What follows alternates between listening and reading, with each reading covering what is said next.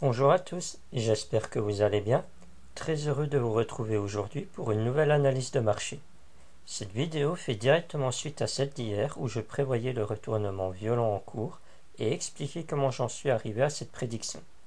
Aujourd'hui, j'aimerais essayer de trouver avec vous un objectif réaliste où le marché pourrait se retourner pour continuer son mouvement haussier initial. Je vous ai mis le graphique du Bitcoin contre le dollar et ai tracé la moyenne mobile 25. Comme on va l'observer ensemble, c'est une moyenne mobile qui est très souvent touchée lorsque le Bitcoin est en pleine phase d'ascension. Durant cette phase d'ascension actuelle, il l'a déjà touché maintes fois. Si on retourne dans le passé, au niveau du rebond du crash Covid, c'était pareil, il l'avait touché maintes fois. Si on retourne encore plus précédemment au début d'année, pendant le petit rebond qu'il nous avait fait, c'était pareil. Si on retourne encore plus dans le passé, on remarque ici que dans cette phase d'ascension, pareil, on l'a touché plusieurs fois. Elle a vraiment fait office de support. Si on remonte même pendant la phase de bull run qu'on a connu tous, pareil, on l'a retouché maintes et maintes fois. Elle a vraiment été retouchée pour ensuite faire un rebond sur le cours. Si nous regardons cette fameuse moyenne mobile actuellement, elle se trouve aux alentours des 30 000 $. On peut aussi s'amuser à analyser le RSI si on place un Fibonacci de sa base jusqu'à son sommet d'accélération aussi parabolique. On pourrait avoir un objectif réaliste qui toucherait les 0,886 après une forte impulsion. Si on veut, on peut aussi placer un Fibonacci sur ce fameux RSI de sa base d'accélération jusqu'au sommet actuel. Et on pourrait aussi aller toucher les 0,618, ce qui serait une zone de rechargement pour retourner le cours.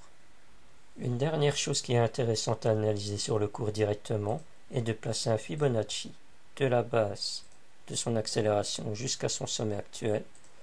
Et on remarque que la moyenne mobile 25 s'arrête exactement à la zone des 0,382 de Fibonacci. Il serait largement intéressant que le cours arrive à rebondir dessus pour remonter.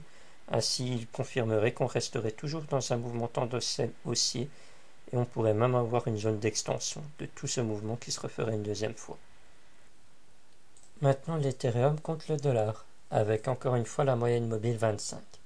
Comme on va à nouveau l'observer, c'est une moyenne mobile qui est très souvent touchée lorsque l'Ether est en pleine phase d'ascension. Pendant toute cette ascension ici, il a dû se reposer plusieurs fois dessus, et ici on s'est vraiment éloigné, donc il serait vraiment pas déconnant de venir la retoucher à nouveau. Pendant cette phase d'ascension ici, pareil, au niveau du rebond du Covid. Début d'année 2020, pareil. Si on remonte encore, ici on voit qu'elle a encore fait support. Et même pendant la phase de bull run, elle a toujours été touchée.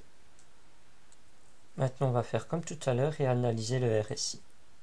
Si on place un Fibonacci de sa base de son accélération parabolique jusqu'à son sommet actuel, il ne serait pas déconnant de revenir toucher la zone des 0,886.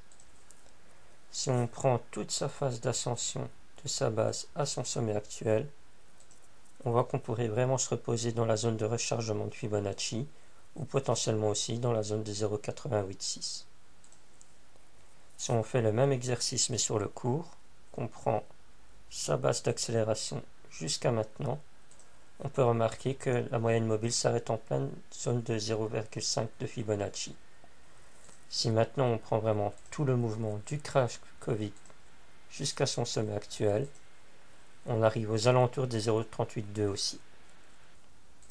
En conclusion, ceux qui ont placé comme moi des shorts hier savent dorénavant vers quel niveau ils pourraient les clôturer. Pour ceux qui sont toujours pas dans le train et veulent y entrer, vous avez ici deux zones d'achat potentielles. Pour ceux qui veulent entrer dans les haltes au meilleur moment, vous pouvez attendre que l'Ether rebondisse sur sa zone pour passer à l'achat, vu que c'est lui qui donne le tempo. Voilà, j'espère que cette vidéo vous sera utile, j'attends vos avis en commentaire, et je vous dis à plus tard.